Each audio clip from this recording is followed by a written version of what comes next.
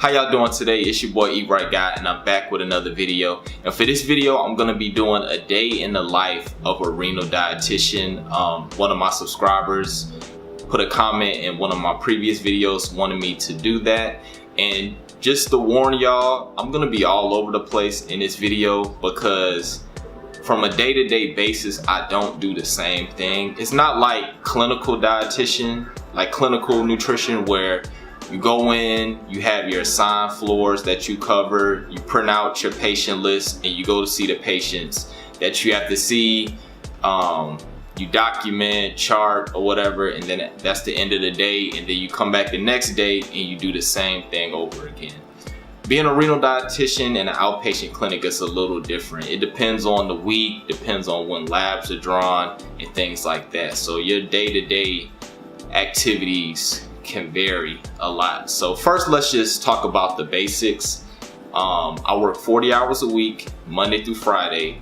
It's rare for a renal dietitian to have to work weekends unless you just want to. So if you want to take off a Friday and then come in a Saturday, you can do that. But other than that, you normally don't have to work weekends. I've been doing it for almost 4 years, never worked a weekend.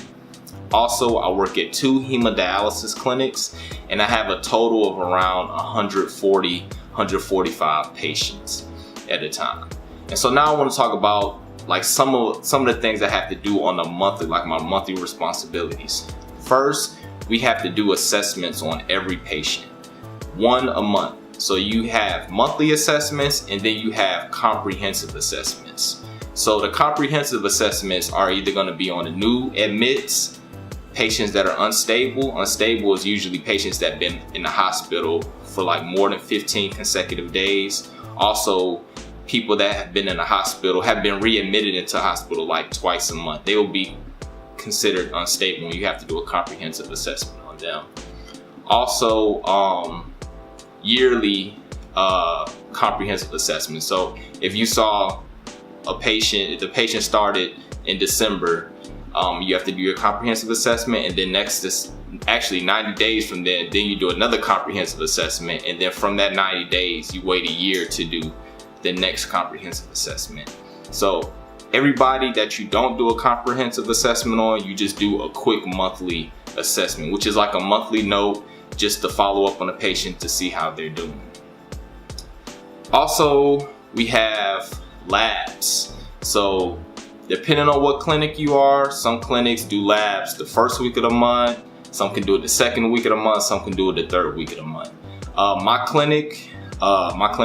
of my clinics does labs, does half the labs first week of the month, half the labs the third week, and then I have a clinic that does all the labs the second week of the month.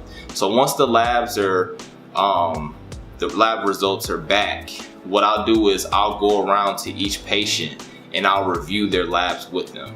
And depending on how their labs look, that's kind of how I tailor what I should educate my patients on. So if their phosphorus levels are high, I try to figure out what are they eating that's bringing that lab high, and what they can substitute for a high phosphorus food or beverage. Also, when those labs come back, we're responsible for like vitamin D changes. Like, so labs such as like calcium, parathyroid hormone levels, we adjust those and fix those by mainly vitamin D. So there's an algorithm that we follow.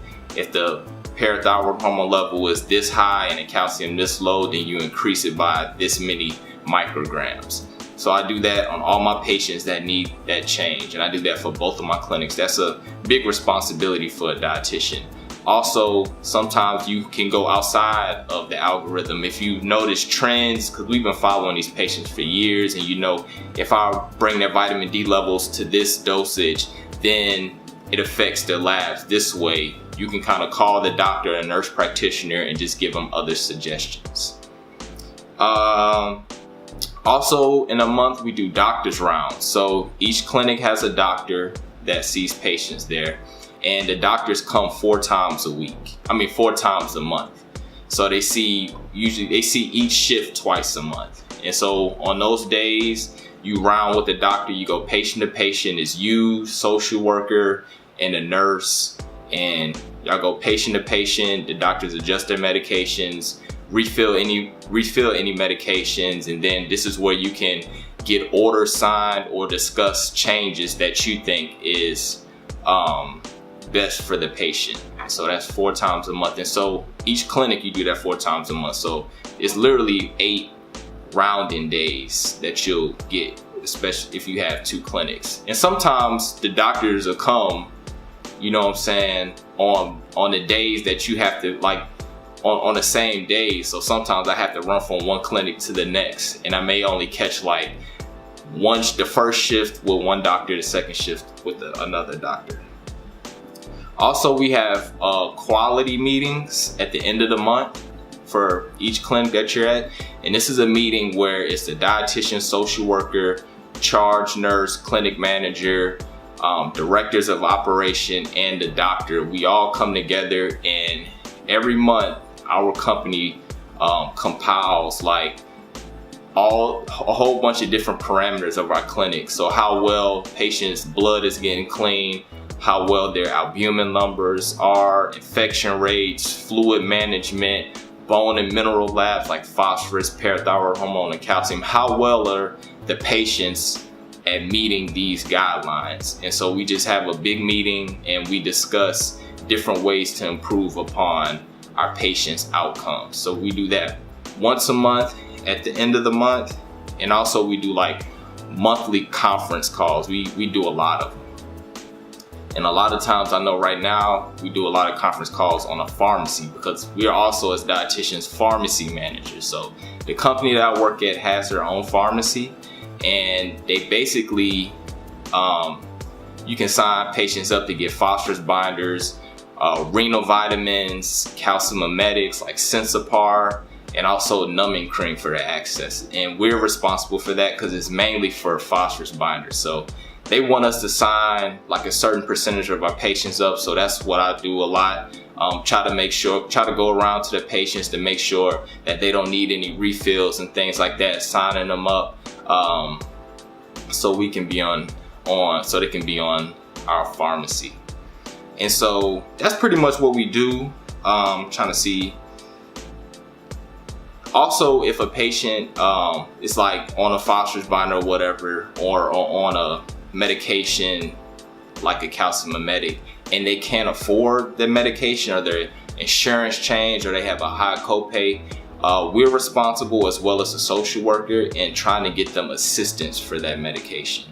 And I find that it's just easier for the dietitians to do it, because we're more knowledgeable on the phosphorus binders and which ones they take and the dose and everything like that. So I just handle that type of stuff instead of throwing it off on a social worker. But they're, you know what I'm saying, you can work hand in hand with them. And just collaborating with, you know what I'm saying, the other members of the healthcare team, like the nurses and social workers, doctors, all that stuff. You know what I'm saying, you have to do all that to get good outcomes for your patient.